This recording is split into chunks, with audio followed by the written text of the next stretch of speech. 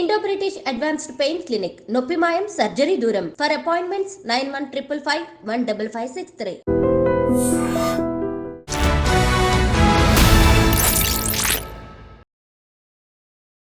అందరికీ నమస్కారం. నేను Swaroopa Potlapalli. Welcome to iDream. ఓ క్రైమ్ కథాంశంతో ముడిపడిన కుటుంబ కథా చిత్రం సంక్రాంతికి వస్తున్నాం. ఇందులో ఒక బ్రేకప్ లవ్ స్టోరీ కూడా ఉంటుంది. ఓవైపు ఐశ్వర్య రాజేష్, ఇంకొక వైపు మీనాక్షి చౌదరి, మధ్యలో విక్టరీ వెంకటేష్. చూడ్డానికి అసలు ఈ కపుల్ని చూస్తేనే రెండు కళ్ళు చాలవు అన్నట్టుగా అయిపోయింది. సంక్రాంతికి వస్తున్నామని చెప్పి హిట్ కొట్టిన సంక్రాంతికి వస్తున్నాం సినిమా గురించి రివ్యూ అందించడానికి సినీ క్రిటిక్ శ్రీనివాస్ గారు నాతో పాటు ఉన్నారు. ఆయనతో మాట్లాడదాం. హలో శ్రీనివాస్ గారు. హలో. అసలు సంక్రాంతికి వస్తున్నాం సినిమా ఇప్పుడు కాదండి, ఓ 2 నెలల నుంచి అందరి మనసుల్లో అయితే ఎప్పుడెప్పుడు ఈ సినిమా వస్తుందా అని ఎదురు చూసేలాగా, అసలు వచ్చిన రోజే ఎక్కడ కూడా టికెట్స్ దొరికే పరిస్థితి లేవు. ఈ సినిమా బ్లాక్ బస్టర్ ఎలా అయింది? దీనికి ఉన్న ప్లస్ పాయింట్స్ ఏంటంటారు? మూవీ వచ్చేసి ఇది ఒక స్ట్రెస్ బస్టర్ మూవీ అండి. ఏ ప్రొఫెషన్కి చెందిన వాళ్ళైనా, డాక్టర్ కావచ్చు, కార్పొరేట్ కావచ్చు, టీచర్స్ కావచ్చు, ఎనీ ప్రొఫెషన్ వాళ్ళు మీరు ఈ ఫ్యామిలీ అందరితో ఈ సినిమాకి రండి. మీ అందరి స్ట్రెస్ వదిలిపోద్ది. ఇంకో 1 వీక్ వరకు మీరు అందరూ హ్యాపీగా ఉంటారు మీకు తెలియకుండానే. ఎందుకంటే అంత నవ్వులు పూయించారు ఈ సినిమాలో. అంటే ఒకప్పుడు మనకి ఎపిక్ కామెడీ మూవీస్ తీసే వాళ్ళు ఉండే కొంతమంది డైరెక్టర్స్ ఉన్నారు, జంధ్యాల గారు కానీ, ఈవీవి సత్యనారాయణ గారు కానీ. సో వాళ్ళ రేంజ్కి మన అనిల్ రావిపూడి సినిమా తీసాడని చెప్పాలి. సినిమా కామెడీ చాలా బాగుంది. యాక్చువల్లీ ఇట్స్ ఫ్రెష్ కామెడీ, మళ్ళీ అంటే రిపీటెడ్ కామెడీ కానీ Jabardasth kind of loud comedy కాదు. సీన్స్లోంచి కామెడీ వచ్చేలాగా, డైలాగ్స్లోంచి కామెడీ పండేలాగా రైటింగ్ చాలా బాగుంది సినిమాలో. చాలా మంచిగా రాశారు. రాసిన దాన్ని పర్ఫెక్ట్ యాక్టర్స్తో కుదుర్చుకొని తీశారు సినిమా అని చెప్పాలి. అండ్ మళ్ళీ ఇదంతా జరిగింది టైట్ బడ్జెట్లో చేశారు. అది కూడా మనకు అర్థమైపోద్ది ఆన్ స్క్రీన్. చాలా లిమిటెడ్ బడ్జెట్లో, టైట్ బడ్జెట్లో తెలివిగా తీశారు సినిమాని చాలా స్మార్ట్గా డీల్ చేశారు డైరెక్టర్. అది ఎక్కడ కూడా వేస్టేజ్ ఆఫ్ మనీ ఎక్కడ కనిపించదు మనకి. వెరీ లిమిటెడ్ బడ్జెట్లో ఒక అల్టిమేట్ బ్లాక్ బస్టర్ కొట్టాడని చెప్పాలి. ముఖ్యంగా సినిమాకి ముందు నుంచే ప్రమోషన్స్తో ఇది హిట్ ఖాయం, గ్యారంటీ అని చెప్పి ప్రేక్షకులే అనుకునేలా చేసింది పుష్ప. ముఖ్యంగా మ్యూజిక్తో అని చెప్పొచ్చు. మళ్ళీ ఆ తర్వాత చూస్తే సంక్రాంతికి వస్తున్నాము, అసలు గోదావరి గట్టు మీద రామచిలుక ఆ సాంగ్ ఎంత బాగుందండి. రమణ గోగుల చాలా రోజుల తర్వాత రీఎంట్రీ ఇచ్చారు. అలాగే అతనికి పోటీ పడినట్టుగా మధుప్రియ కూడా అద్భుతంగా పాడింది. ఈ సాంగ్ ఎంతవరకు ప్లస్ అయిందంటారు సినిమాకి? కరెక్ట్ సిచ్యువేషన్లో వస్తుంది సాంగ్. అండ్ కరెక్ట్ చాలా బాగా పిక్చరైజ్ అయింది సాంగ్. అండ్ ఒకటి వెంకటేష్ గారు లాంటి సీనియర్ మోస్ట్ యాక్టర్స్ ఎట్లుంటారంటే సెల్ఫ్ సెంటర్డ్గా ఉంటారు, ఈగోయిస్ట్గా ఉంటారని అందరి ఫీలింగ్ ఉంటుంది. అయితే ఏంటంటే ఈ సినిమాలో ఆయన ఈగోని, ఆయన స్టార్ స్టేటస్ని పక్కన పెట్టి సినిమాలో అందరు హైలైట్ అవ్వాలనే దాంట్లో ఈయన కూడా నేను ఒక పాత్ర, సినిమాలో నేను కూడా 1 ఆఫ్ ది అన్నట్టున్నారు. కానీ నేను హీరోని, నేను స్టార్ని అన్న ఎక్కడ కూడా అనిపించదు మనకి. సినిమాలో ఆయన మీద చాలా జోక్స్ ఉన్నాయి. సినిమాలో ఒక హీరో మీద జోక్స్ ఉండడం అనేది మనం చాలా రేర్గా చూస్తాము. హీరో కామెడియన్ మీద జోక్స్ చేయడం రొటీన్. ఆయన మీదే చాలా జోక్స్ ఉన్నాయి సినిమాలో. అది రియల్లీ అంత డౌన్ టు ఎర్త్ ప్లే చేయడము, అంత అండర్ ప్లే చేయడం really so great of Venkatesh actually ఇది 2.1 చెప్పాలి. మళ్ళీ అంటే మనం ఫ్రెష్ వెంకటేష్ కనిపిస్తారు. ఒకప్పుడు వెంకటేష్ని మనం ఎలా అయితే ఇష్టపడ్డామో ఆ ఫ్రెష్నెస్ వెంకటేష్ని మనం మళ్ళీ చూపించాడు అనిల్ రావిపూడి. చాలా బాగున్నాడు వెంకటేష్ ఈ సినిమాలో. గోదావరి గట్టు ఈ సాంగ్లో అయితే అసలు ఆ కొరియోగ్రఫీ ఎంత బాగుందండి. సింపుల్గా అసలు కొన్ని వందల లక్షల రీల్స్ చేసినట్టున్నారు చాలా మంది భార్యాభర్తలు. వాళ్ళు కూడా ఊహించేసుకొని చక్కగా ఆ సింపుల్గా శారీ కట్టుకొని, లుంగీ కట్టుకొని ఎంత బాగా చేశారో. అసలు ఇదంతా ఈ క్రెడిట్ మనం ఎవరికి ఇవ్వాలంటారు? డైరెక్టర్ థాట్, ఇమాజినేషన్ బాగుంది. ఇంకోటి ఏంటంటే రమణ గోగుల ఏదైతే సింగర్, ఏదైతే మనకి ఒకప్పుడు మంచి నాస్టాలజిక్ మెమరీస్ ఉన్నాయి ఆ సింగర్ తోటి.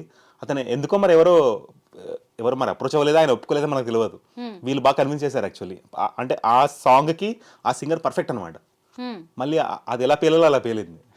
అంతకుముందు పవన్ కళ్యాణ్ సినిమాలో కూడా సేమ్ ఇలాగే గుర్తొస్తూ ఉంటుంది కదా, తమ్ముడు సినిమా అనుకుంటానండి. దాంట్లో కూడా రమణ గోగుల సేమ్ ఇలాగే స్టార్ట్ అవుతుంది.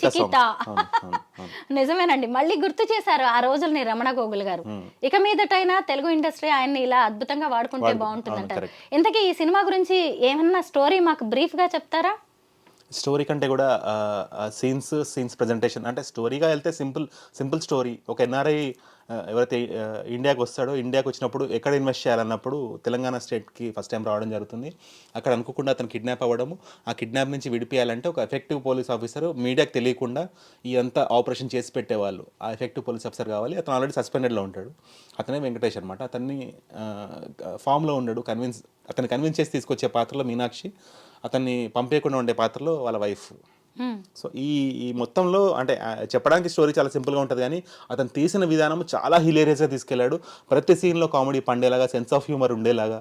అంటే చిన్న పాత్ర ఇంట్లో చిన్న పనోడు పాత్రతో కూడా అంటే ఇది వెంకటేష్ని సెంటర్ ఆఫ్ అట్రాక్షన్గా పెట్టి అతనితో ఉండే ఎవ్రీ వన్స్ కమ్యూనికేషన్లో కామెడీ ఉండేలాగా, మురళీధర్ క్యారెక్టర్ మామయ్య గారు లాగా every comedy generating, every character in the movie is creating comedy. అది చాలా బాగుంది యాక్చువల్లీ.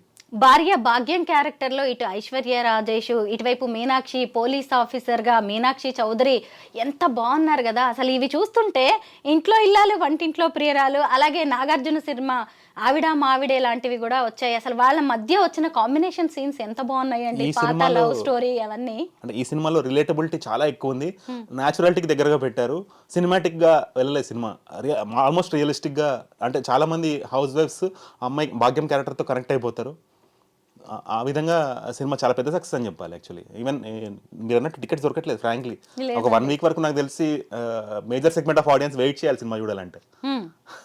గేమ్ చేంజర్ కి అయితే అలా చూడగానే ఇలా టికెట్స్ దొరికాయి, డాకు మహారాజ్ కి కూడా దొరుకుతున్నాయి. తర్వాత ఈ సినిమా మాత్రం హౌస్ఫుల్ అనమాట, ఎక్కడ చూసినా. ఇంకా మీరు అన్నట్టుగానే ఓ వారం రోజులు ఇది నడిచేలా ఉంది. అయితే అసలు ప్రమోషన్స్ లో కూడా యాక్ట్ చేసామంటే చేసామో మా పని అయిపోయిందని కాకుండా ప్రమోషన్స్ లో ఈ ముగ్గురు ఎక్కడా తగ్గలేదండి. అసలు ఎంత బాగా వాడేసుకున్నారో ప్రతి స్క్రీన్ని, ప్రతి స్టేజ్ని. అంటే ఇంట్లో ఎలా ఉంటారో అలా ఉన్నారు నిజంగా. మామూలుగా ఎక్కువ రిజర్వ్డ్గా ఉంటారు వెంకటేష్ అనే వ్యక్తి, అలాంటిది వీళ్ళిద్దరిని చూసి కూడా చిన్నపిల్లల్లాగా ఉండి ఆయన ఎక్కువగా కామెడీ చేయడం.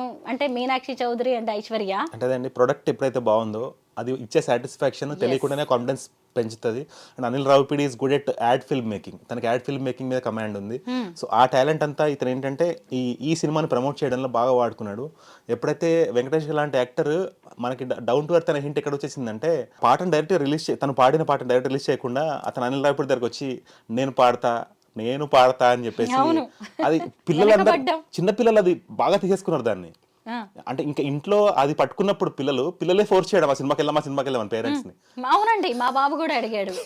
సో అక్కడ ఏంటంటే ఆ చైల్డ్ సెగ్మెంట్ కి ఎక్కేసింది సినిమా ఆ పాయింట్ ఆఫ్ టైం నుంచి. అట్లా డిఫరెంట్ ఏజ్ సెగ్మెంట్ ని ఎలా పట్టాలో సైకలాజికల్ అలా పట్టేశాడు అతను డైరెక్టర్. సో అది ఏమైపోయింది, ఇవన్నీ బుకింగ్స్ లో కనబడింది, అది రెవెన్యూగా కనబడింది. దిల్ రాజుకి ఏంటంటే ఏదైతే డిసప్పాయింట్మెంట్ విత్ గేమ్ చేంజర్ ఉందో అది మొత్తం తుడిపేసి సాటిస్ఫాక్షన్ జోన్ లో పెట్టింది సినిమా. ఈ సినిమా పొరపాటున కూడా గేమ్ చేంజర్ ఉంది కానీ పోస్ట్ పోన్ అవ్వకపోవడం నిజంగా ఆయన తీసుకున్న లైఫ్లో biggest best decision of his life. Promotions లో అనిల్ రావిపూడి కూడా చాలా యాక్టివ్ గా పార్టిసిపేట్ చేశారు. అలాగే మనం ఈ సినిమా గురించి చెప్పుకోవాలంటే ఈ ముగ్గురితో పాటు బుల్లిరాజ్ గురించి ఖచ్చితంగా చెప్పుకోవాల్సిందేనండి. మీరేమంటారు ఆ బాబు క్యారెక్టరైజేషన్ మీద? అంటే ఒకప్పుడు సుత్తి వీరభద్రరావు అనే క్యారెక్టర్ ఉండేది. అంటే మన అమ్మమ్మలకి నాయనమ్మలకి తెలుసు, మన ఫాదర్స్కి కూడా తెలిసి ఉంటుంది. సో అలాంటి ఒక క్యారెక్టరైజేషన్ ఉన్న ఒక చైల్డ్ ఆర్టిస్ట్ దొరకడము, వాడంతా బాగా పర్ఫామ్ చేయడము, వాడికి వీళ్ళు ఇంత మంచి డైలాగ్స్ ఇవ్వడము, ఆ డైలాగ్స్ వాడు పలికే ప్రతి మాటకి పడి నవ్వుతున్నారు ఆడియన్స్. అది నాకు తెలిసి ఇప్పుడు థియేట్రికల్గా పెద్ద హిట్ అవుతుంది. తర్వాత ఎప్పుడైతే ఓటీటీలకు వస్తుందో అప్పుడు సంచలనం అవుతుంది.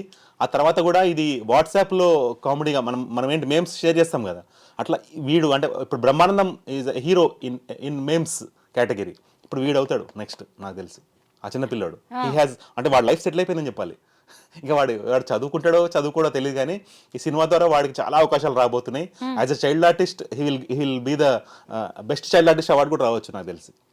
వాడి పేరు రేవంత్ యాక్చువల్లీ, మన సీఎం గారి పేరే. ఇప్పుడు ఇంకెవరు సీఎం గారి పేరు మర్చిపోరు వాడు చూసాక. పుష్ప అవును, అల్లు అర్జున్ మర్చిపోయి పరిస్థితి ఏమైందో కూడా చూసాం కాబట్టి నిజమేనండి. ఇప్పుడు అస్సలు మర్చిపోరు. వాడు సీఎం గారి పేరుని సార్థకం చేశాడు ఆ పిల్లోడు. అవునా? ఇంకా చాలా బాగుంది వాడి క్యారెక్టరేషన్, చాలా బాగుంది. మళ్ళీ ఓవర్ బోర్డ్ వెళ్ళదు ఎక్కడ కూడా. అది సినిమా చూస్తే అర్థం, నేను చెప్పేస్తే రివీల్ అవుతుంది. ఓవర్ బోర్డ్ వెళ్ళదు, అసభ్యంగా వెళ్ళదు, నీట్ గా డీల్ చేశారు దాన్ని. ఇక మీదట ఐశ్వర్య రాజేష్ కి తెలుగు ఇండస్ట్రీ నుంచి మంచి అవకాశాలు వచ్చే ఛాన్స్ ఉందంటారా ఈ సినిమాతో? ఐశ్వర్య రాజేష్ని ఎప్పుడు మనం తెలుగు యాక్టర్ గానే చూస్తాం. మనం చేసిన డబ్బింగ్ మూవీస్ అయినా కూడా అంటే మన తెలుగు పబ్లిక్ లో ఉన్న గ్రేట్నెస్ ఏంటంటే విజయ్ సేతుపతి లాంటి యాక్టర్ని కూడా ఓన్ చేసుకున్నాము, ఐశ్వర్య రాజేష్ లాంటి ఫీమేల్ యాక్టర్ని కూడా ఓన్ చేసుకున్నాము. ఈవెన్ కల్కి ద్వారా అమితాబ్ బచ్చన్ కూడా మన యాక్టర్ అయిపోయాడు. So that is the greatness of Telugu audience. We welcome. అంటే ఎప్పుడైతే వాళ్ళు ఒక తెలుగు సినిమాలో పార్ట్ అవుతారో వాళ్ళు మనలో కూడా పార్ట్ అయిపోతారు. అది ఆడియన్స్ గ్రేట్నెస్ అది. అవును. ఇంతకు ముందు కూడా అనిల్ రావిపూడి అలాగే విక్టరీ వెంకటేష్ కాంబినేషన్ లో చాలా సినిమాలు ఉన్నాయి, దాదాపు అన్ని హిట్సే. అది ఇప్పుడు ఇంకో హిట్ చేరిందంటారా ఆ లిస్ట్లో? అంటే F2 చాలా బాగుండింది. F2 కంటే F3 కొంచెం తగ్గింది. అయితే ఇప్పుడు ఈ సినిమా వస్తుంది అని అనౌన్స్ అవ్వగానే ఖచ్చితంగా కంపారిజన్ F2, F3 అవుతుంది. అలానే ఉంటుంది కదా అని. కాకపోతే ఒకటి చూసుకోవాలి, అందులో 2 హీరోస్ని పెట్టారు. అంటే ఈ ఏజ్లో ఒక వెంకటేష్ లాంటి హీరోని సోలో హీరోగా పెట్టి ఇంత పెద్ద బ్లాక్ బస్టర్ చేయడం అంటే మామూలు విషయం కాదు. అంటే బాలకృష్ణ గారికి రన్నింగ్ హిట్స్ ఉన్నాయి. సో కాన్ఫిడెన్స్గా ఇన్వెస్ట్ చేస్తారు, కాన్ఫిడెన్స్గా తీస్తారు, సినిమా హిట్ అవుతుందన్న నమ్మకంతో. కానీ వెంకటేష్ గారికి ఈ కాన్సిక్యూటివ్ ఎంటర్టైన్మెంట్ జోన్లో హిట్స్ సోలో హీరోగా లేవు. సో ఇది మళ్ళీ ఆయన నేను ఇందాక రీలాంచ్ అన్నాను, అందుకే యాజ్ అ సోలో హీరోగా ఆయన మళ్ళీ ఆ ఈగో ఫ్యాక్టర్ని, ఆ సెల్ఫ్ సెంటర్డ్ ఫ్యాక్టర్ని పక్కన పెట్టేసి రీలాంచ్ చేసుకున్నందుకే ఇంత అద్భుతంగా సినిమా వచ్చింది. ఇంత అద్భుతంగా సినిమా వచ్చినందుకే ఇంత మంచి రిసెప్షన్ ఉంది ఆడియన్స్ నుంచి. మీనాక్షి చౌదరికి కూడా ఈ సినిమా ప్లస్ కదా, తన కెరీర్లో ఖచ్చితంగా ముందుకెళ్ళడానికి సంక్రాంతికి వస్తున్నాం బాగా యూజ్ అయ్యే అవకాశం ఉందంటారా? అంటే మంచి సినిమాలో కౌంట్ అవ్వడం అనేది ఒక హీరోయిన్కి ఎప్పుడు కూడా ప్లస్ పాయింటే కదా. అంతకుముందు బ్యాంక్కి సంబంధించిన ఒక సినిమా వచ్చింది కదా, దాంట్లో కూడా she played a major role, same production house. ఇప్పుడు ఈ సినిమాలో కూడా నేను చూసానండి డాకు మహారాజ్, చాలా బాగుంది. నేను ఎక్స్పెక్ట్ చేయనంతగా, అంటే కొన్ని మనకు తెలిసిన సీన్స్లా అనిపిస్తాయి, అంతలోకి ట్విస్ట్ కూడా వస్తూ ఉంటుంది. మీ రివ్యూ ఏంటి డాకు మహారాజ్ మీద? అదండి, సంక్రాంతికి ఏదైతే ఆడియన్స్ ఎక్స్పెక్ట్ చేసే పుష్కలమైన ఎంటర్టైన్మెంట్, మంచి హై ఇచ్చే మూమెంట్స్, మంచి మ్యూజిక్ అన్నీ కూడా, అంటే ఒక ఎంటర్టైన్మెంట్ సినిమా నుంచి ఏం కోరుకుంటారో, ఒక సీనియర్ యాక్టర్ నుంచి ఏం ఎక్స్పెక్ట్ చేస్తారో అవన్నీ కూడా పుష్కలంగా దొరికేసి ఓవర్ సాటిస్ఫైడ్గా ఆడియన్స్ బయటకు వస్తున్నారు సినిమా చూసి. సో ఆ జాయ్ అనేది చాలా విపరీతంగా షేర్ అయింది పబ్లిక్లో. ఆ ప్రీమియర్ షోస్ నుంచి స్టార్ట్ చేస్తే ఎవ్రీ షో హౌస్ఫుల్స్ వెళ్తున్నాయి, టికెట్స్ దొరకట్లేదు ఇప్పుడు పరిస్థితి.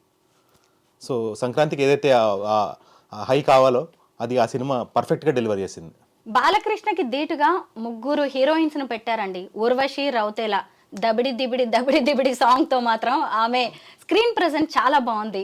ఆ తర్వాత ప్రజ్ఞా జైస్వాల్ అలా బాలకృష్ణ భార్యగా కూడా కరెక్ట్గా క్యారెక్టర్కి న్యాయం చేసింది. అసలు మనం ఇక్కడ ముఖ్యంగా మాట్లాడుకోవాల్సింది శ్రద్ధా శ్రీనాథ్ గురించి. ఓ మంచి హీరోయిన్ ఎందుకు ఇలా ఒక చిన్న క్యారెక్టర్ వేసింది అనే ఒక రివ్యూ చూశాను, కానీ అసలు ఆమె లేకపోతే ఈ సినిమానే లేదు. మీరేమంటారు శ్రద్ధా శ్రీనాథ్ క్యారెక్టర్ విషయంలో? అంటే కొంతమంది యాక్టర్స్ వాళ్ళ స్క్రీన్ ప్రెజెన్స్ చాలా బాగుంటుంది. అమ్మాయి డైలాగ్స్ లేకపోయినా ఆ కళ్ళతోటి ఎక్స్ప్రెషన్స్ అనేది మనము ఆడియన్స్ అటెన్షన్ తీసుకోగలిగింది. అమ్మాయి ఆ స్క్రీన్ మీద 5-6 యాక్టర్స్ ఉన్నా కూడా we could take her at, అమ్మాయి అటెన్షన్ తీసుకోగలిగాం మనము. నోటెడ్ అయింది అట్లా కూడా. అంటే ముగ్గురు హీరోయిన్స్ ఉన్నా కూడా, లిమిటెడ్ స్క్రీన్ స్పేస్ ఉన్నా కూడా ఎవరి ఇంపార్టెన్స్ వాళ్ళకు ఉంది.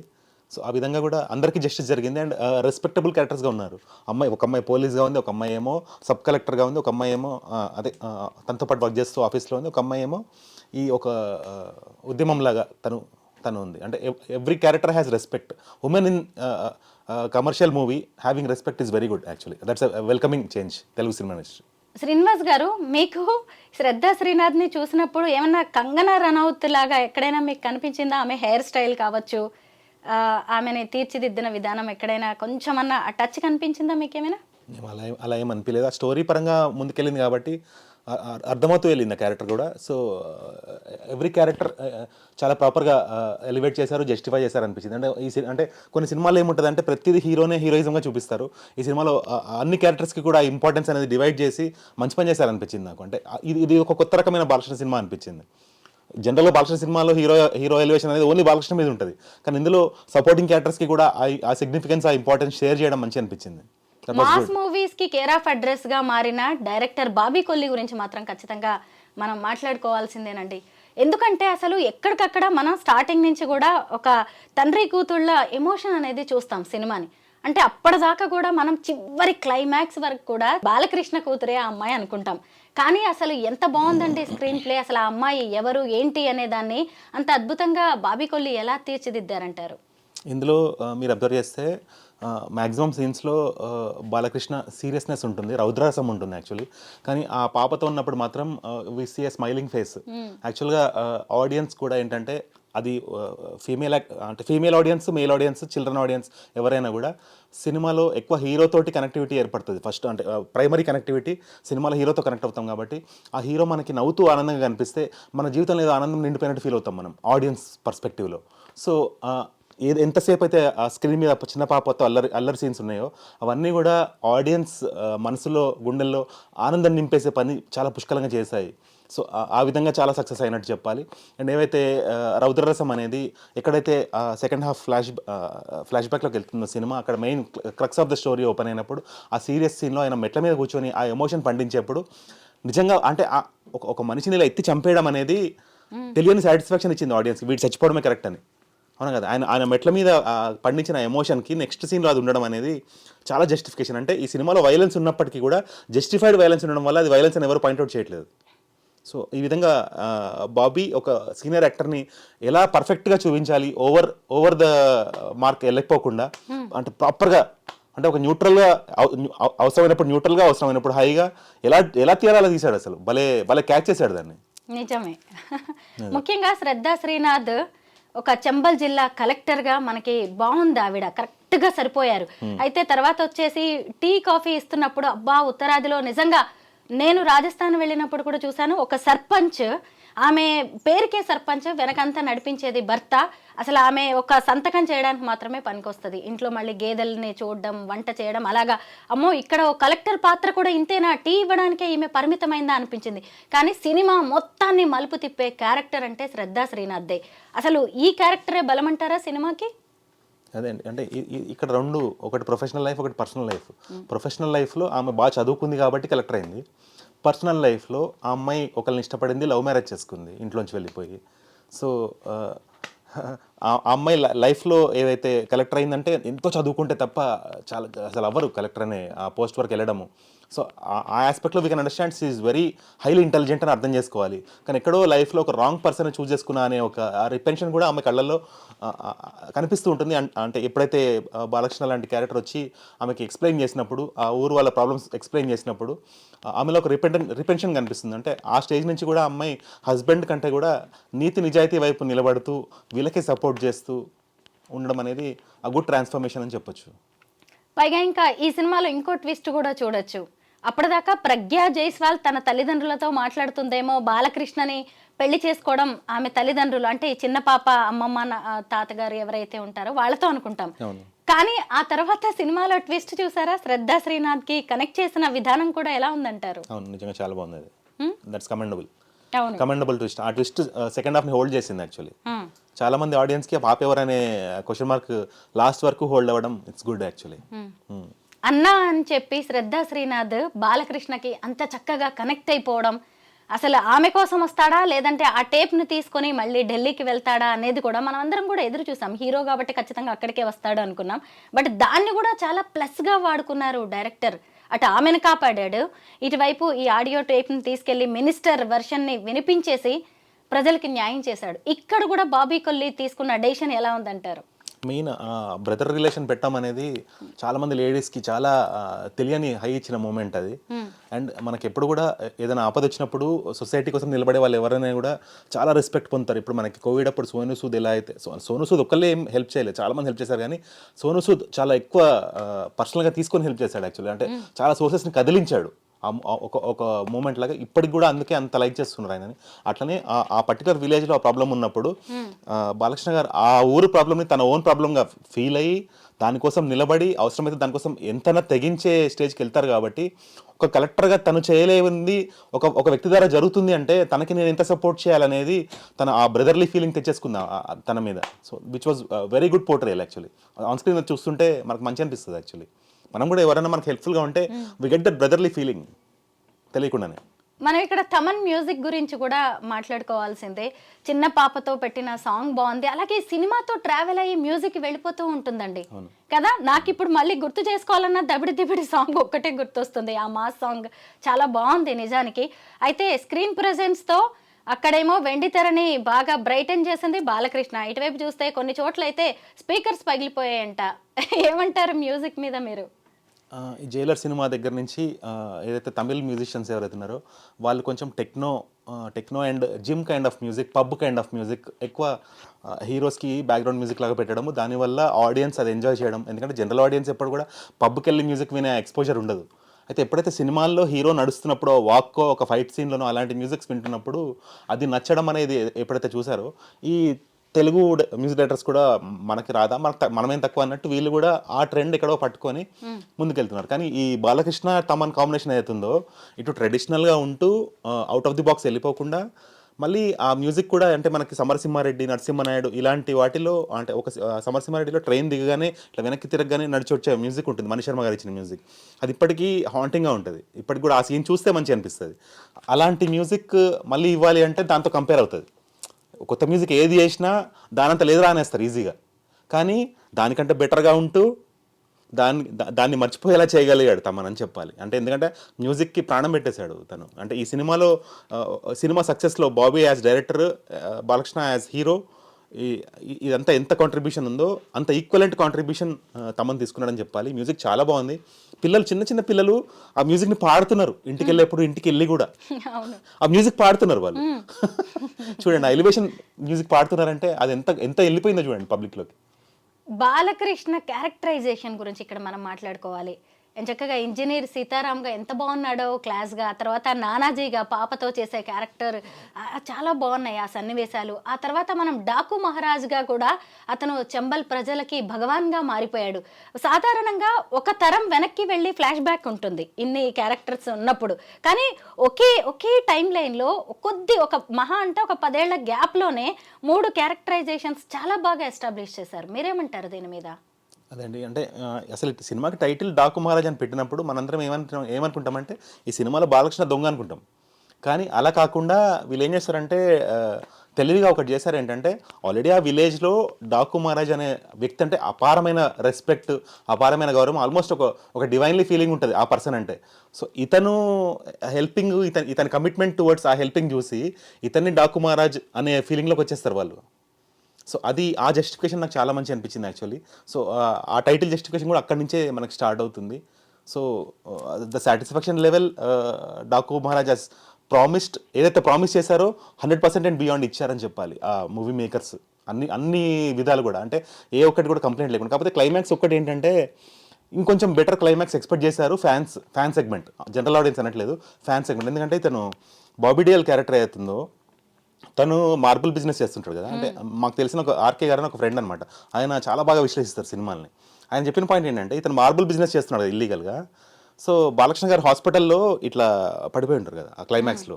ఆయన ఒకసారి ఇట్లా లేచి ఇలా కింద పెట్టినప్పుడు ఒక మార్బుల్ విరిగి మళ్ళీ ఆ బాబీ డియోల్ హాస్పిటల్కి ఎంటర్ అవుతారు కదా, ఆ సీన్ కనెక్ట్ చేసి వీడు మార్బుల్తో చంపుంటే తప్పు చేసినందుకు ఈ డెత్ అనేది బాగా కనెక్ట్ అయ్యేది కదా అని ఆయన చెప్తే నాకు మస్తు అనిపించింది ఆ పాయింట్. ప్రేక్షకులు కూడా ఎంత బాగా డైరెక్షన్ చేయగలరో చూడండి. ఇప్పుడు ప్రేక్షకులు ఎంతో అంత క్లెవర్, స్మార్ట్, ఇంటెలిజెంట్ జోన్లో ఉన్నారు కాబట్టి ఏవైతే కొన్ని పాయింట్స్ మిస్ అవుతున్నాయో ఫిలిం యూనిట్గా, అంటే మీరు ఎప్పుడు అబ్జర్వ్ చేయండి, ఇద్దరు చెస్ ఆడేప్పుడు చూసే వాళ్ళకి ఐడియాస్ బాగా వస్తాయి ఆడే వాళ్ళకంటే. సో అలా ఈ ఒక్క పాయింట్ ఉంటే, అంటే అది తెలియని ఆడియన్స్కి ఏమనిపించకపోవచ్చు, కానీ ఇది విన్నప్పుడు నాకే అనిపించింది అవును కదా భలే ఉంది కదా అని. నేను చూసాను బట్ నాకు అనిపించలేదు. మీ ఫ్రెండ్ ఎవరో కరెక్ట్గా చెప్పారండి. కరెక్ట్ అలా. అవును, కానీ సినిమాలో ఏ కంప్లైంట్ లేదండి. ఎంత సాటిస్ఫాక్షన్ ఇవ్వాలో అంత సాటిస్ఫాక్షన్ జనరల్ ఫ్యాన్స్కి ఇచ్చారు. ఇంకోటి ఏంటంటే అన్ని రకాల ఆడియన్స్కి నచ్చేలా తీశారు సినిమాని. అంటే ఒక స్పెసిఫిక్ ఏజ్ అని కాదు, ఆ చిన్న పాప సీన్స్ అన్ని కూడా ఏంటంటే చిన్నపిల్లలు ఈజీగా కనెక్ట్ అయిపోవడానికి ఛాన్స్ ఉంది ఆ సినిమాతోటి. అండ్ ఆ బాలకృష్ణ గారు మనం ఇన్ని రోజులు చూసిన ఎలివేషన్స్ ఒక తీరు, ఈ సినిమాలో ఫైట్స్ వాళ్ళు తీసిన విధానం ఇంకో తీరు ఉంది. అది ఎక్కడ ఓవర్ బోర్డ్ వెళ్ళిపోలేదు, ఎలివేషన్స్ లేవు. అంటే అది వైలెన్స్ కూడా బిలీవబుల్ గా ఉంది అండ్ అవసరం అన్నట్టు ఉంది ఆ వైలెన్స్. అంటే ఇక్కడ ఈ వైలెన్స్ అవసరం కాబట్టి అది ఉంది అన్నట్టు ఉంది. శ్రీనివాస్ గారు, ఇంత మంచి సినిమా చూసిన తర్వాత డాకు మహారాజ్ నిజంగా బాలకృష్ణ నాకు ఎంత నచ్చేశారో, అయ్యో ఈ సినిమా పాన్ ఇండియా సినిమాగా తీస్తే బాగుండేదే అనిపించింది. తర్వాత అయినా కూడా ఇలాంటి కాన్సెప్ట్ తో తీస్తే కనెక్ట్ అయ్యే ఛాన్స్ ఉందంటారా? మీరు అబ్జర్వ్ చేస్తే ఫస్ట్ తెలుగు కోసం తీశారు, తర్వాత హిందీలో హిట్ అయింది. ఇది అలానే వెళ్తుంది నాకు తెలిసి. అంతే కదా. అవును, ఇంత మంచి సినిమా హిందీ ఆడియన్స్ ని, అంటే ఎప్పుడైతే బాబీ డియోల్ లాంటి యాక్టర్ ఉన్నాడో గ్యారంటీ హిందీలో ఫెచింగ్ ఉంటుంది. ఇప్పుడు యానిమల్ తర్వాత బాబీ డియోల్ డిమాండ్ మామూలుగా లేదు. అవును, కానీ బాబీ డియోల్ గురించి కూడా మనం మాట్లాడుకోవాలండి. భలే ఉన్నాడు, చాలా బాగున్నాడు. చాలా బాగుంటది యాక్చువల్లీ, చాలా స్టైలిష్ గా ఉన్నాడు. శ్రద్ధ శ్రీనాథ్ కి పెయిర్ గా కూడా వాళ్ళిద్దరిది చాలా బాగుంది కాంబినేషన్. అవును, ఈవెన్ వాళ్ళ ఇంట్లో వెళ్ళి వార్నింగ్ ఇచ్చే సీన్స్ లో ఇద్దరు కాన్ఫ్రంటేషన్ చాలా బాగుంటది. డైలాగ్స్, ఎక్స్చేంజ్ ఆఫ్ డైలాగ్స్ చాలా బాగుంది ఆ సీన్స్. నిజమే. అవును, అసలు ప్లస్ ఏమంటారు ఈ సినిమాకి మొత్తం మీద? కొంతమంది స్పెసిఫిక్ సెగ్మెంట్ ఆఫ్ క్రిటిక్స్ ఏమంటున్నారంటే ఫస్ట్ హాఫ్ చాలా బాగుంది కదా, సెకండ్ హాఫ్ కొంచెం డల్ అయింది అన్నారు. కానీ ఆ స్టోరీ లేకపోతే అసలు సినిమా లేదు. సెకండ్ హాఫ్ లో వాళ్ళు ఫస్ట్ హాఫ్ లో ఉన్న ఎలివేషన్స్ కి రీజనింగ్ చూపించారు. ఆ రీజనింగ్ లేకపోతే ఇక సినిమా ఎలా నిలబడుతుంది? అసలు స్టోరీ లేకుండా సినిమా ఎలా తీస్తారు? ఓన్లీ ఎలివేషన్స్ మీద, అది మళ్ళీ జైలర్ సినిమా అయిపోద్ది. అవును, thank you Srinivas. Telugu directors కి తమిళ డైరెక్టర్స్ డిఫరెన్స్ అదే. తెలుగులో ఏంటంటే ఏది వదిలిపెట్టరు, అన్ని కవర్ చేస్తారు.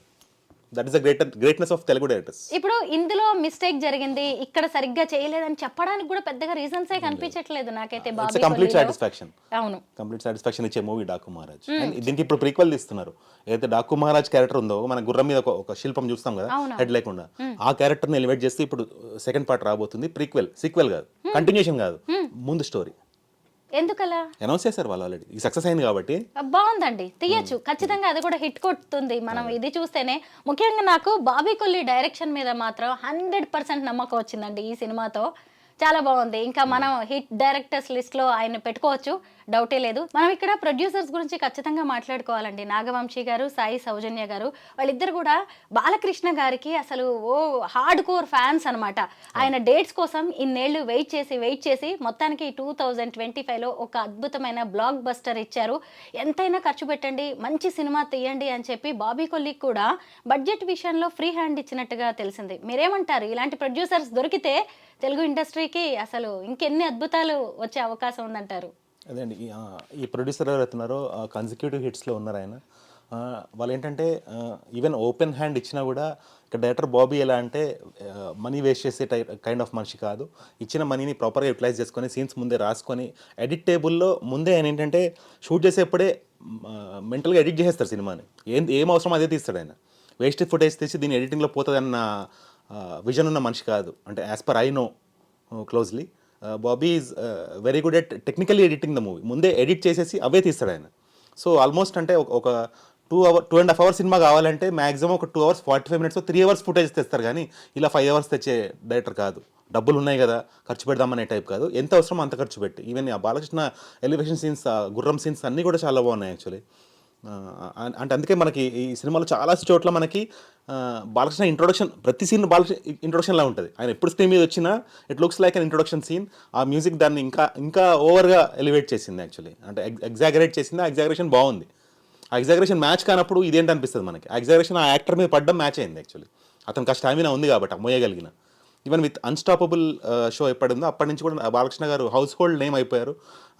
ఒకప్పుడు బాలకృష్ణ గారికి ఏంటంటే ఫ్యాన్స్ని కొడతారని ఇలాంటివి వినేవాళ్ళం. ఇప్పుడు ఏంటంటే చాలా హౌస్ హోల్డ్, చాలా ఫ్రీ అండ్ ఓపెన్ అయిపోయారు ఆయన. దాంతో everyone is in literally love with Balakrishna. Actually Balakrishna అందరూ లవ్ చేస్తున్నారు. బాలకృష్ణ అంటే ఇప్పుడు ఒక హీరోగా కాదు, మనం హోస్ట్ గా కూడా ఆయన గురించి మాట్లాడుకోవాలి. కేవలం ఆయన ఫ్యాన్స్ మాత్రమే కాదు, జనరల్ పబ్లిక్ కూడా ఓన్ చేసుకున్నారు ఆయన. అన్స్టాపబుల్. ఈ మధ్య నేను రామ్ చరణ్ తో చేసిన ఎపిసోడ్స్ చూసాను, అల్లు అర్జున్ తో చేశాను. భలే ఉన్నారు. ఏ ఏజ్ వాళ్ళతో ఆ ఏజ్ కి తగినట్టుగా కనెక్ట్ అవ్వడంలో బాలకృష్ణ తర్వాతేనండి. మళ్ళీ వెంకటేష్ గారితో చేసిన ఎపిసోడ్ కూడా చూసాను. అవును, చిన్నపిల్లల్లో చిన్నవాళ్ళలా కలిసిపోతారు, పెద్దవాళ్ళతో పెద్దవాళ్ళలాగా, యూత్ లాగా కలిసిపోవడంలో బాలకృష్ణ గారి తర్వాతేనండి. అది that it self is a great quality of an actor actually. అలా ఉండి సెన్స్ ఆఫ్ హ్యూమర్ గా ఉంటే వాళ్ళతో మాట్లాడాలనిపిస్తుంది, వాళ్ళతో టైం స్పెండ్ చేయాలనిపిస్తుంది, వాళ్ళ సినిమా కూడా చూడాలనిపిస్తుంది.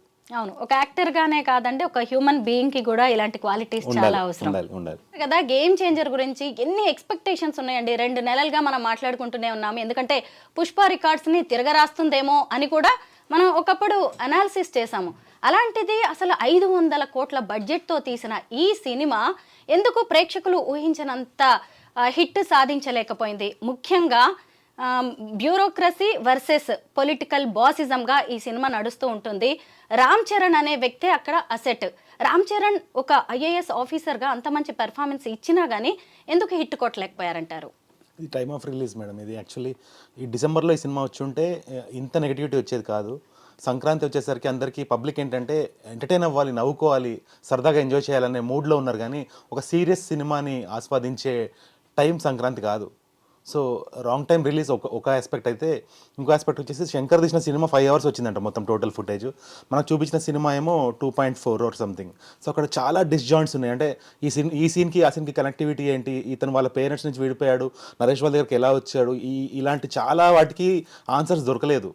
మేబీ OTTలో ఫుల్ వర్షన్ రిలీజ్ అయినప్పుడు అప్పుడు కంప్లీట్ సాటిస్ఫాక్షన్ దొరుకుతుందేమో, కానీ అది కరెక్ట్ కాదు కదా. థియేట్రికల్ రిలీజ్లో ప్రాపర్గా ఎడిట్ చేసి సినిమా అర్థమయ్యేలాగా ఆడియన్స్కి సాటిస్ఫాక్షన్ ఇస్తే ఏ ఆడియన్స్ కూడా సినిమా గురించి నెగిటివ్గా మాట్లాడరు. ఇంత నెగిటివిటీ, ఇంత డిసప్పాయింట్మెంట్ వచ్చింది అంటే రీజన్ ఏంటంటే అది డైరెక్టర్ ఫాల్ట్ కూడా ఉంది, ఎడిటర్ ఫాల్ట్ కూడా ఉంది. అంటే ఈవెన్ నిన్న మొన్న డైరెక్టర్ ఇంటర్వ్యూలో చెప్తున్నారు, నేను 5 hours సినిమా తీశాను, టోటల్ సినిమా చాలా బాగుందని చెప్తే 5 hours సినిమా చూసేంత ఓపిక ఎవరికి ఉంది? గొప్ప విషయం. దాన్ని ప్రాపర్గా ఎడిట్ చేసి అర్థమయ్యే ఫార్మాట్లో రిలీజ్ చేసి ఉంటే బాగుండేది. టెక్నికల్గా మిస్టేక్స్ ఉన్నాయి madam. And time of release కూడా ఇది కూడా. ముఖ్యంగా మనం శంకర్ అనగానే ఓవర్ ఎక్స్పెక్టేషన్తో సినిమాకి వెళ్తున్నట్టున్నామండి. ఎందుకంటే మనం జెంటిల్మెన్ కావచ్చు, ప్రేమికుడు, ఒకే ఒక్కడు, అపరిచితుడు, అబ్బా ఇలాగా శంకర్ గురించి చెప్పుకోవాలంటే ఒక్కో సినిమా ఒక్కో జానర్లో ఎంత బాగుంటుందో కదా. ఆ ట్విస్ట్ కావచ్చు, ఆ స్క్రీన్ ప్లే అన్నీ డిఫరెంట్గా ఉంటాయి. బట్ ఈ సినిమాలో అంత పట్టు సాధించలేకపోయారు. ఈ ముఖ్యంగా స్క్రీన్ ప్లే కావచ్చు, అసలు కంటెంట్, కథనం, స్టోరీలోనే తేడా ఉందంటారా? ఈ మీరు చెప్పిన శంకర్ గారు హిట్ సినిమాలన్నిటికీ కూడా స్టోరీ రైటర్ ఎవరైతే ఉన్నారో ఆయన ఇప్పుడు బతికిలేరు. సో ఇప్పుడు ఆయన ఎప్పుడైతే చనిపోయారో అప్పటి నుంచి కూడా శంకర్ గారికి హిట్స్ చూడలేదు. సో ఇప్పుడు రీసెంట్గా కార్తిక్ సుబ్బరాజ్ దగ్గర స్టోరీ తీసుకొని దీన్ని అడాప్ట్ చేసుకొని వీళ్ళు సినిమాగా మలిచారు. సో ఈ కార్తిక్ సుబ్బరాజ్ ఎవరైతే ఉన్నారో జస్ట్ ఏదో స్టోరీ ఇచ్చి పక్కకు ఉండిపోకుండా ఈ డైరెక్షన్ డిపార్ట్మెంట్లో కూడా ఉండి ఉంటే కొన్ని మిస్టేక్స్ జరగకుండా ఇంకొంచెం బెటర్ వర్షన్ మనం చూసేవాళ్ళం. శ్రీనివాస్ గారు, మీరు ఇప్పుడు ఒక మాట అన్నారు, ఇంతకు ముందు చెప్పిన హిట్ సినిమాల లిస్ట్కి మొత్తానికి స్టోరీ ఇచ్చిన ఆయన ఇప్పుడు బతికిలేరు, అందుకే ఈయన సరైన సక్సెస్ని సాధించలేకపోతున్నారు అన్నారు. ఇంత పెద్ద సినిమా ఇండస్ట్రీలో స్టోరీలకి కొదవా, స్టోరీ రైటర్స్కి కొదవా, ఎంతమంది అవకాశాల కోసం తిరుగుతున్నారు. అలాంటి ఒక్కళ్ళు కూడా శంకర్కి తగలలేదంటారా? ఇది వరకు ఈ స్టోరీ డిపార్ట్మెంట్ ఎవరైతే శంకర్ గారు స్టోరీ అందించారో ఆయన సినిమా ఇండస్ట్రీలో బిలాంగ్ చేయరు. ఆయన యాక్చువల్గా స్టోరీ రైటర్ కాదు. ఆయన ఒక మీరు అన్నట్టు బ్యూరోక్రసీలో ఉండి చాలా హై ప్రొఫైల్ మనిషి అనమాట. ఆయనకి సమాజం మీద ఎంతో గుడ్నెస్ అనేది క్రియేట్ చేసుకొని కొన్ని సమాజానికి ఉపయోగపడే స్టోరీస్ రాస్తే ఆయన శంకర్ గారికి ఫ్రెండ్ అవ్వడం వల్ల ఆ స్టోరీస్ ఆయన తీసుకొని చేశారు అంతే. అంటే the one who was giving story Sujatha గారు ఆయన pen name. He was never belonging to film industry. ఆయన సినిమా ఇండస్ట్రీ కోసం స్టోరీలు రాయలేదు, సమాజం బాగుపడాలని స్టోరీస్ రాశారు. ఆ స్టోరీస్ శంకర్ గారు నచ్చి ఆయన నరేషన్తో సినిమాలు తీశారు, అవన్నీ హిట్ అయినాయి. అలా ఆలోచింపగలిగే రైటర్స్ ఎవరన్నా శంకర్ గారు తారసపడితే ఖచ్చితంగా మీరు అన్నట్టు అద్భుతాలు జరుగుతాయి. నిజమే, సుజాత లేకపోవడమే శంకర్కి ఇలాగా ఫ్లాపులు పడుతున్నాయా అనే ఒక రివ్యూ కూడా నేను చూశానండి. నిజమే. అయితే ఇలా ఒక్కళ్ళ మీద డిపెండ్ అయ్యి శంకర్ లాంటి వాళ్ళ సినిమాలు తీయడం అనేది కూడా ఇండస్ట్రీ కూడా ఒక రకంగా దెబ్బేనని చెప్పాలి. ఏ సినిమాకైనా స్టోరీయే కదా బ్యాక్ బోన్. మనము హీరో ఎలివేషన్స్ పాటలు ఎన్నున్నా కూడా అల్టిమేట్లీ మనం ఇంటికి వెళ్ళేప్పుడు మనకి 2-3 నెలలు మనకి హ్యాంగ్ ఓవర్ ఉండేది. సినిమాలో మనం ఏం రిసీవ్ చేసుకున్నాము, ఏం పొందాము, ఏం నీతి నేర్చుకున్నాము, అవి నచ్చితేనే మనం మన పక్కన వాళ్ళకో, మన చుట్టాలకో, మన ఫ్రెండ్స్కో రికమెండ్ చేస్తాం ఈ సినిమా బాగుంది చూడండి వెళ్ళి అని. సో ఆ అంశాలు కొంచెము ఎక్కడో మిస్ అవుతుంది శంకర్ మూవీలో. ఇదివరకు ఉన్న ఆ ఎఫెక్టివ్నెస్ ఇప్పుడు కొంచెం తగ్గుతుంది. ముఖ్యంగా ఏంటంటే ఈ తరం ఆడియన్స్ వేరుగా ఉన్నారండి. శంకర్ చూసినా మనం కొంత హిట్ లిస్ట్ చెప్పుకుంటాం కదా శంకర్ అనగానే, ఆ తరం వేరున్నారు, ఇప్పుడు ఇక్కడ వేరుగా ఉన్నారు. అంటే వీళ్ళు కోరుకున్నది శంకర్ ఇవ్వలేకపోతున్నాడు అంటారా? మళ్ళీ దానికి కూడా అదే అండి. అంటే ఇప్పుడు సలీం జావేద్ అనే టీం ఉన్నారు హిందీలో, వాళ్ళు రాసిన ప్రతి డైలాగు ప్రతి స్టోరీ సూపర్ హిట్, అవును కదా. అట్లనే తెలుగులో కూడా ఏంటంటే తీసే డైరెక్టర్స్ మంచి వాళ్ళు ఉన్నారు, మ్యూజిషియన్స్ మంచి వాళ్ళు ఉన్నారు. మరి వీళ్ళు ఇప్పుడు శంకర్తో తీసే అవసరం ఏముందండి? దిల్ రాజు గారి 50వ సినిమా తెలుగు డైరెక్టర్నే పెట్టుకోవచ్చు మీరు. అసలు తెలుగు డైరెక్టర్స్ లేరా? తీయగలిగే వాళ్ళు లేరా? తెలుగు స్టోరీ రైటర్స్ లేరా? Why they needed Tamil director and Tamil writer to write Telugu cinema story? అవును, ఈ వీళ్ళతో సమానంగా వచ్చిన డాకు మహారాజ్, బాబీ కొల్లి కావచ్చు, ఇటువైపు చూసినప్పుడు సంక్రాంతికి వస్తున్నాం అనిల్ రావిపూడి, చూసారా తెలుగు డైరెక్టర్స్ అని చెప్పి ఎలా హిట్ కొట్టి చూపించారు. అంటే senior actors Venkatesh garu, Balakrishna garu, their flag is flying very high. కాకపోతే youngster Ram Charan flag is not flying that high. Everyone is disappointed on this. అంటే ఎందుకంటే అందరూ సినిమా హిట్ అవ్వాలని కోరుకున్నారు. ఏ ఒక్క ఆడియన్స్ క్రిటిక్స్ కూడా కోరుకోలేదు ఈ సినిమా పాడవాలని. కాకపోతే ఒకటే అండి, టైమ్ ఆఫ్ రిలీజ్ డిసెంబర్ క్రిస్మస్లో ఈ సినిమా వచ్చి ఉంటే నిజంగా ఇంత నెగటివిటీ పొందేది కాదు. నో కంటెంట్ లేనప్పుడు డిసెంబర్ వచ్చినా, జనవరి వచ్చినా, సంక్రాంతికి కోరుకున్న ఎంటర్టైన్మెంట్ ఆ సినిమాలో లేదు. అది సీరియస్ మూవీ. ఆ సీరియస్ మూవీ క్రిస్మస్ టైంలో వచ్చి ఉంటే సంక్రాంతి జోన్లో పడదు. సో ఇంత నెగటివిటీ రాదు అంట నేను. ఎంత నెగటివిటీ ఇప్పుడు వచ్చిందో అంత నెగటివిటీ మూట కట్టుకునేది కాదు. కొంచెం తగ్గేది, ఆ నెగటివిటీ తగ్గేది, ఆ ఎక్స్పెక్టేషన్స్ కొంచెం తగ్గేది. అవును, ఇంత పోటీ కూడా ఉండేది కాదు అప్పుడు, కాంపిటీషన్ అనేది ఉండేది కాదు, కొంచెం ఓపెన్ గ్రౌండ్, క్లీన్ గ్రౌండ్ ఉండేది. శ్రీనివాస్ గారు, ఇప్పుడు మనం సినిమా అనగానే హీరో గురించి మాట్లాడుకుంటాం, వెంటనే హీరోయిన్ గురించి మాట్లాడుకుంటాం. ఎందుకు పర్టికులర్గా కియారా అడ్వానీనే వీళ్ళు బాలీవుడ్ నుంచి తీసుకున్నారు? ముఖ్యంగా ఈ సినిమా చాలా చోట్ల కూడా మహేష్ బాబు తీసిన భరత్ అనే నేనుకి కనెక్ట్ అవుతుంది. ఈవెన్ లాస్ట్లో కూడా రామ్ అనే నేను అంటారు రామ్ చరణ్. అయితే కియారా అడ్వానీ అందులో కూడా హీరోయిన్, పర్టికులర్గా ఈమెనే సెలెక్ట్ చేయడానికి ఏదైనా రీజన్ ఉందంటారా? యాక్టర్ సెలెక్షన్లో, హీరోయిన్ సెలెక్షన్లో పిఆర్ గ్రూప్స్ రోల్ ఎక్కువ ఉంటుంది. సో వీళ్ళకి ఏంటంటే వీళ్ళ డేట్స్ ప్రకారం అవైలబిలిటీ ఉండే యాక్టర్స్ కావాలి. సో ఆ అమ్మాయి వీళ్ళకి ఆ విధంగా ఫిట్ అయి ఉంటుంది. And she looks very good, she looks pretty on screen. ఇద్దరు పేరు కూడా బాగుంది. పేరు బాగుంది అంటారు వీళ్ళిద్దరిది. మహేష్ తో కూడా నిజానికి బాగుంది ఆమె పేరు. బట్ ఎందుకో పాపం తెలుగులో అంత పెద్ద పెద్ద హీరోస్ తో చేసినా గానీ కియారాకు కూడా కలిసి రావట్లేదేమో. అంటే యాజ్ ఆడియన్స్ మన ఎక్స్పెక్టేషన్ ప్రకారం ఎవరు ఉంటే బాగుంటుందని మనకు ఉంటుంది, కానీ వాళ్ళకి ప్రాక్టికల్ పాసిబిలిటీస్ లో వాళ్ళ డేట్స్ కుదరాలి కదా. Every actor will have certain dates blocked already with some films కదా. సో వీళ్ళకి ఇవ్వాల్సిన డేట్స్ ఎక్కువ 3 years పాటు ఒక సినిమాతో అసోసియేట్ అయి ఉండాలంటే అంత ఓపిక ఉన్న యాక్టర్స్ ఉండాలి కదా. సో ఈ అమ్మాయి ఓపిక ప్రదర్శించింది. హీరో హీరోయిన్ తర్వాత మనం ఏ సినిమాలోనైనా నెక్స్ట్ మాట్లాడుకునేది విలన్ క్యారెక్టర్ గురించి. రామ్ చరణ్ లాంటి బలమైన హీరో ఉన్నప్పుడు బలమైన ఒక విలన్ ఉండాలని కూడా కోరుకుంటారు. సేమ్ శ్రీకాంత్ పాత్ర కూడా చాలా బాగుందండి. ముఖ్యంగా ఎంగేజ్ మేకప్ ఎంగేజ్కి చాలా బాగుంది. తర్వాత ఆయన పెద్దవాడైన తర్వాత సీఎం అయిన తర్వాత 2 కొడుకుల తండ్రిగా ఆయన ఎస్టాబ్లిష్ చేసినప్పుడు కూడా మేకప్ అదిరిపోయింది నిజంగా. మీరేమంటారు శ్రీకాంత్ విషయంలో ఆయన చేసిన రోల్ మీకేమనిపించింది? ఆయన లుక్ చాలా బాగుంది, రిలేటబుల్ గా ఉంది. అంటే మనం రియల్ టైం పొలిటిషియన్స్ తోటి కంపేర్ చేస్తే కూడా మ్యాచ్ అవుతుంది.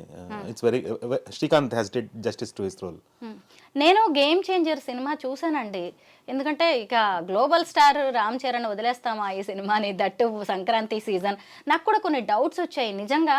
అసలు నరేష్ ఫ్యామిలీ దగ్గరికి అంజలి దగ్గర నుంచి ఈ రామ్ నందన్ ఎలా వచ్చాడు, వాళ్ళు ఎలా పెంచారు అనేది సినిమాలో చూపించలేదు. ముఖ్యంగా అంజలి అనే క్యారెక్టర్ని ఇలా తల పక్కకు పెట్టి ఎందుకు చూపించాల్సి వచ్చింది? తీరా ఆవిడనేమో ఫేస్ హెయిర్ కట్ చేయించేసి కొంత గ్రే హెయిర్ తోటి పెద్దావిళ్ళలాగా చూపించడానికి ట్రై చేశారు. తీరా చూస్తే ఫిజిక్ అంతా చాలా యంగ్గా స్ట్రాంగ్గా కనిపించింది.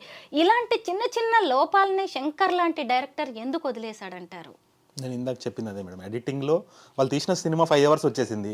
ఆ 5 hours ఏం పెట్టుకోవాలి ఏం పెట్టుకోవద్దు అనే ఆ సెన్స్ తోటి, కామన్ సెన్స్ ఎక్కడో పనిచేయలేదు ఎడిటింగ్లోనే మిస్టేక్ జరిగింది.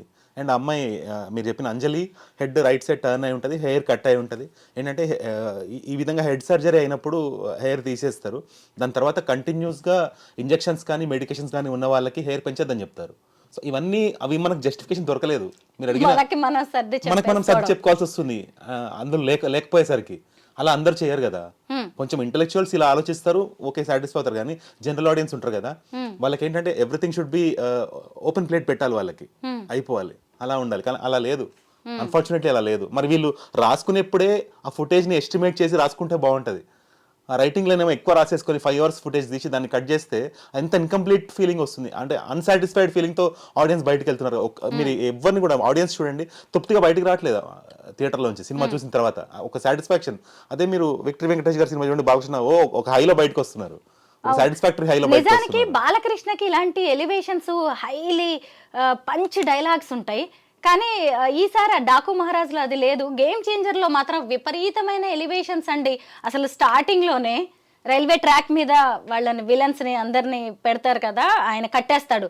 ఆ తర్వాత హెలికాప్టర్ నుంచి వచ్చేసి ఇలా కోసేయడం ఎక్కడన్నా అసలు ఎక్స్పెక్ట్ చేయగలమా అసలు అలాంటి సీన్స్? బోయపాటి ఎలివేషన్ అనుకున్నారు, కానీ ఇంకా చాలా బెటర్ గా ఉండొచ్చు.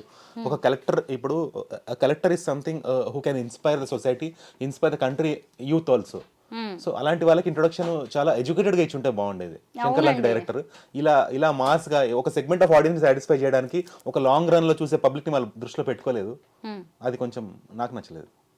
నాకు కూడా అలాగే అనిపించింది. అట్లా బనియన్ లో లుంగిలో అలా కాదు. To show a collector first time on screen, show him properly. పైగా ఒక రికార్డు కూడా సాధించినట్టున్నారు. ఆ బనీన్ లుంగితో పెద్ద కట్అవుట్ పెట్టి ఒక చోట తీసేసారు. అది ఓకే, రికార్డ్ కోసం అన్నట్టుగానే ఏదో పెద్దది ఫ్యాన్స్ ఉత్సాహంతో పెట్టుకుంటారు. అవునండి. అయితే ఇక్కడ మదర్ సెంటిమెంట్ గురించి కూడా మనం మాట్లాడుకోవాలి. DNA టెస్ట్ కి దొరకకూడదని ఆ తల్లి సల్ఫ్యూరిక్ యాసిడ్ లో దూకి చనిపోవడం లాంటిది మాత్రం నిజంగా అక్కడ ఆమె చెప్పులు పట్టుకొని ఏడవడం, అంటే అప్పటిదాకా తల్లి కొడుకుల మధ్య ఒక సెంటిమెంట్ అయితే పెద్దగా చూపించలేదు, అక్కడ మాత్రం నిజంగా కదిలిపోయినట్టు అనిపించింది. మనం కొంచెం మీరు సైంటిఫిక్ గా ఆలోచిస్తే ఆమె వాడిన చెప్పులు కానీ ఆమె వాడిన బ్రష్ కానీ దేంతో అయినా DNA టెస్ట్ చేయొచ్చు. అవును, అది మిస్టేక్. అది యాక్చువల్లీ అంటే నాకు ఆ సీన్ చూడగానే విజయవాడలో జరిగిన చిన్న పాప వైష్ణవి అనే అమ్మాయిది, నాగ వైష్ణవి మర్డర్ చేసి ఆమెను కూడా అలా ఒక బాయిలర్ లో వేశారండి. తెలియకుండానే దానికి కనెక్ట్ అయిపోతా ఉంటాం మనము. అయితే ఫైనల్ గా వచ్చినప్పుడు 2 కొడుకులది ఇంకా ముకుంద కొడుకులుగా వాళ్ళిద్దరిని చూపించడం అదొకటి కొంచెం మంచి ట్విస్ట్ లా అనిపించింది. శ్రీకాంత్ కొడుకులు కాదు వాళ్ళు అని. అలాగే ఇంకొన్ని మెయిన్ అసలు ఆ ఫ్లాష్ బ్యాక్ లో ఉన్న క్యారెక్టర్ యొక్క విజన్ ఏదైతే ఉందో అది డైల్యూట్ అయిపోయింది. ఆ పార్టీ ఎలా ముందుకెళ్ళింది, ఆ పార్టీలో ఇతని విగ్రహం ఎందుకు లేదు, ఇవన్నీ ఎక్కడ అసలు అప్పన్న అనే వ్యక్తి అభ్యుదయం పార్టీని స్థాపించాడనేది ఎక్కడ కూడా ఏ పార్టీ కూడా establish స్థాపించిన చేయలేకపోయారు. వ్యక్తి యొక్క విగ్రహం లేకుండా, అతని ఫోటో లేకుండా ముందుకెళ్ళదు. అవును. కానీ మళ్ళీ పార్టీ ఉంది కానీ అతని ప్రస్తావనే లేదు. ఇలాంటి మిస్టేక్స్ చాలా ఉన్నాయి సినిమా. అవునవును. అంటే రియలిస్టిక్ గా కంటే కూడా సినిమాటిక్ గానే ఎక్కువగా ఈ సినిమాని రామ్ చరణ్ ని ఎలివేట్ చేయడానికి ట్రై చేశారు. ఎక్స్పీరియన్స్ లేని డైరెక్టర్ ఇలా తీస్తే అనుకోవచ్చు. శంకర్ లాంటి డైరెక్టర్, దిల్ రాజు గారు లాంటి ప్రొడ్యూసర్ ఉన్నప్పుడు ఇలాంటి మిస్టేక్స్ మనం ఎక్స్పెక్ట్ చేయము ఒక సినిమా నుంచి. 2024కి అది రిలీజ్ అవ్వాల్సిన సినిమా 2021లో మొదలైంది మొత్తం ఈ స్టోరీ అంతా. అయినా సరే 2024 నుంచి 25 సంక్రాంతికి ఏడాది టైం తీసుకున్నా కానీ పెద్ద నష్టం అయితే జరిగింది మొత్తానికి. అసలు శంకర్ లాంటి వ్యక్తి ఎక్కడో తడబడ్డారు గట్టిగా. ఆ టైం ఇదే సినిమాకి ఇచ్చారనేది కూడా ఆలోచించాలి. అది కూడా కరెక్టే, కొత్త పాయింట్ రైజ్ చేశారు మీరు. మధ్యలో ఇంకో సినిమా డిస్టర్బెన్స్, మధ్యలో భారతీయుడు 2 ఆ ప్రొడక్షన్తో కేసు, ఈ డిస్టర్బెన్సెస్ అన్నీ ఏంటంటే ఒక క్రియేటివ్ పర్సన్కి ఎప్పుడు కూడా చిన్న డిస్టర్బెన్స్ కూడా చాలా చాలా నాశనం చేస్తుంది వాళ్ళ మూడ్ని, వాళ్ళ మైండ్ సెట్ని, వాళ్ళ ఎగ్జిక్యూషన్ని. ఏ క్రియేటివ్ వర్క్లో ఉన్న వాళ్ళకైనా కూడా మైండ్ పీస్ఫుల్గా ప్లెజెంట్గా ఉంటేనే వాళ్ళు ఆహ్లాదంగా వర్క్ చేయగలుగుతారు, వాళ్ళు ఇచ్చే అవుట్పుట్ బాగుంటుంది. వాళ్ళని కొంచెం మీరు 1% డిస్టర్బ్ చేసినా వాళ్ళు 100% ట్రిగర్ అవుతారు. సో ఆ ట్రిగర్కి ఈ సినిమా మీద కనబడింది కొంచెం ఎఫెక్ట్. ఒక సొంత జిల్లాకే ఆయన మళ్ళీ వైజాగ్ కలెక్టర్గా రావడం, ఆ తర్వాత చీఫ్ ఎలక్టోరల్ ఆఫీసర్ అవ్వడం, ఎలక్షన్స్ ఆయన కండక్ట్ చేయడం, చివరికి వచ్చేసరికి మళ్ళీ రామ్ అనే నేను అనే ఇదంతా కూడా ఒక సినిమాటిక్గా చుట్టేసినట్టుగానే కనిపించింది. అసలు ఎక్కడికెక్కడ ప్యాచ్లుగా సినిమా కనిపించింది. ఫైనల్గా ఇందులో జరిగిన మిస్టేక్స్ ఏమంటారు? ఎందుకు ఈ సినిమా ప్రేక్షకుల అంచనాలని అందుకోలేకపోయింది? థియేట్రికల్గా వాళ్ళు చేసిన ఎడిట్లో మిస్టేక్ ఉంది. 5 hours మూవీని ఆ 2.4 ఏదైతే వాళ్ళు డ్యూరేషన్ పెట్టుకున్నారో దాంట్లో చూపించలేకపోయారు ప్రాపర్గా. సో నాకు తెలిసి ఇప్పుడు ఇది ఓటీటీలోకి వచ్చిన తర్వాత కంప్లీట్ మూవీ రిలీజ్ అయితే ఈ చాలా కంప్లైంట్స్ అక్కడ ఉండకపోవచ్చు. ఎందుకంటే ఓటీటీలో మనకి టైం బౌండరీస్ లేవు. ఇంట్లో ఉండి చూస్తాం కాబట్టి ఎంతసేపు అయినా చూస్తారు ఆడియన్స్, పాజ్ నొక్కొని ఈయన గ్యాప్ ఆఫ్ ఇంటర్వెల్ చూస్తారు. కాబట్టి ఇవన్నిటికీ కూడా ఆన్సర్స్ ఓటీటీలో దొరకచ్చు. అండ్ దాని తర్వాత కూడా ఫ్యూచర్లో మనకి ఎలక్షన్స్ టైంలో మనం ఎప్పుడు కూడా పొలిటీషియన్స్ని గ్రేట్గా చూస్తాం, ఎందుకంటే వాళ్ళ కట్అవుట్స్ వాళ్ళవే హడావిడి ఉంటుంది. కానీ ఈ సినిమాలో ఒకటి మంచి ఏం చూపించారంటే గవర్నమెంట్ అఫీషియల్స్ ఎంత ఇంపార్టెంట్, ఈక్వల్ టు మినిస్టర్స్, వాళ్ళనే డామినేట్ చేసే స్టేజ్లో ఉంటారు కానీ వాళ్ళు ఎక్కడ హైలైట్ అవ్వరు అనేది ఈ సినిమాలో మనకు మంచిగా అర్థమయ్యే అంశం. Thank you so much Srinivas గారు. నాకే కాదు ప్రేక్షకులకి ఉన్న చాలా డౌట్స్ని మీరు క్లియర్ చేశారని అనుకుంటున్నాం. గేమ్ చేంజర్ సినిమా మీద మంచి రివ్యూ ఇచ్చారు. Thank you so much.